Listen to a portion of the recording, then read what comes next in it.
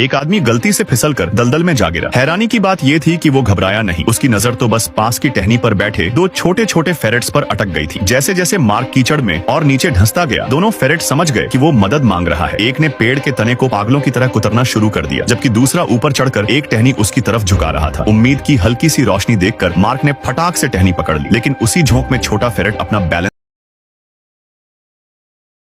खो बैठा और सीधे दलदल में गिर गया। मार्क अपनी जान बचाने की कोशिश में इतना उलझा था कि उसे बेचारे जानवर का कीचड़ में तड़पना दिखा ही नहीं। कुछ ही सेकंड में वो पूरा का पूरा दलदल में समा गया। ऊपर बैठे दूसरे फेरेट की चीखें सुनकर मार्क को होश आया। वो तुरंत हाथ कीचड़ में डालकर बेतहाशा उसे टटोलने लगा। दोनों हाथों से मिट्टी को उछालता रहा। आखिरकार उसे छोटी सी हलचल महसूस हुई। उसने पूरा जोर लगाकर उस मासूम फेरेट को बाहर खींच लिया। जान बचने पर दोनों फेरेट उसके और भी करीब आ गए। न डर न नाराजगी, बस भरोसा। मार्क ने मुस्कुराते हुए उनके नाम रख दिए, कोड़ो और पाड़ो। वो उसकी जेबों में ऐसे घुस बैठे मानो हमेशा से वहीं रहते हो। लेकिन मार्क को अंदाजा नहीं था कि उसी के अंदर कोई रहस्यमयी ताकत धीरे धीरे जाग रही है। शायद यही वजह थी कि ये छोटे जीव उस पर इतना भरोसा कर रहे थे। काफी देर सफर करने के बाद मार्क एक चट्टान पर बैठकर आराम कर रहा था कि अचानक एक चील ऊपर से नीचे उतरी। मार्क ने उसकी आंखों में देखा और अगले ही पल उसके दिमाग में अजीब अजीब दृश्य चमकने लगे। उसने देखा कि कुछ सैनिक एक जानवर को लकड़ी के खंभे से बांधकर बेरहमी से पीट रहे हैं। तभी मार्क को समझ आया, चील उससे मदद मांग रही थी। इसी अजीब खिंचाव से वो उसी जगह की तरफ निकल पड़ा। जल्द ही उसे एक काला तेंदुआ दिख गया, रस्सियों से बांधा हुआ, और सामने दो सिपाही फिर हमला करने को तैयार। मार्क सीधे उनके बीच नहीं कूदा। उसने कोड़ो और पाड़ो को इशारा किया। दोनों धीरे से पीछे घूमकर सैनिकों के क्रॉसबो चुरा लाए। जब तक सिपाही समझते बहुत देर हो चुकी थी। मार्क तेंदुए की तरफ दौड़ा। दोनों सैनिक तलवारें लेकर उस पर टूट पड़े, लेकिन मार्क पीछे नहीं हटा। उसने दोनों को पलक झपकते मार गिराया। वो सांस भी नहीं ले पाया था कि छाया से एक घुड़सवार निकला। क्रॉसबो सीधा मार्क की छाती पर तान कर। तीर बस चलने ही वाला था कि ऊपर से चील बिजली की तरह नीचे गिरी और सवार को घोड़े से गिरा दिया। मौका देखकर मार्क ने चाकू फेंका और तेंदुए की रस्सियां कट गईं। आजाद होते ही तेंदुआ गिरे हुए सैनिक पर टूट पड़ा। कुछ ही पलों में उसे खत्म कर दिया। जब सब खत्म हुआ, मार्क ने जाने के लिए मुड़ना चाहा, लेकिन तेंदुए ने रास्ता रोक दिया। उसकी आंखों में गुस्सा नहीं बल्कि शुक्रिया था, और यूं मार्क के साथ एक और खतरनाक लेकिन वफादार साथी जुड़ गया।